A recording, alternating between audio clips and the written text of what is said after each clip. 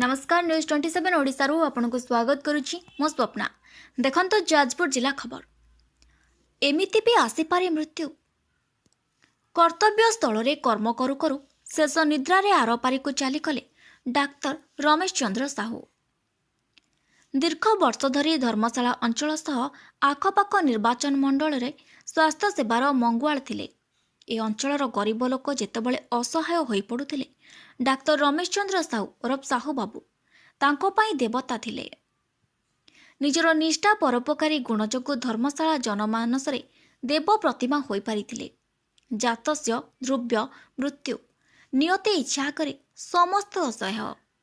सूचना थाउ कि जाजपुर जिला मुख्य गोष्ठी स्वास्थ्य केन्द्रर पूर्वतन सीडीएमओ रमेश चंद्र साहू निज क्लिनिक रे रोगी देखुवा बेले हठात निज छाती जंत्रणा अनुभव करथिले।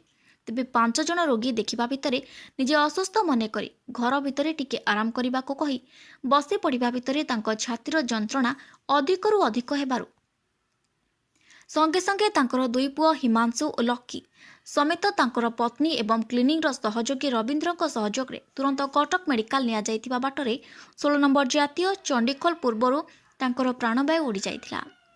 एभली आकस्मिक मृत्यु धर्मशाला अंचलवासी आबाक होइजिबा सह कौनसी व्यक्ति सहजरे मृत्यु को विश्वास करि पारु नाहंती। ए अंचल पाई खाली नुहे बरं जाजपुर जिला पाई जने ख्याति संपन्न डाक्तर हराई दुखरे मर्माहत होई पड़छंती। तेबे तांकर मर शरीर को कोविड कटकणा नियम अनुसार सामाजिक दूरता बजाय रखी एक शोभा यात्रा रे बजार परिक्रमा करी शेषकृत्य कार्य समाप्त करा जायछि। जाजपुर जिला प्रतिनिधि गणेश्वर पंडांक रिपोर्ट न्यूज 27 ओडिशा।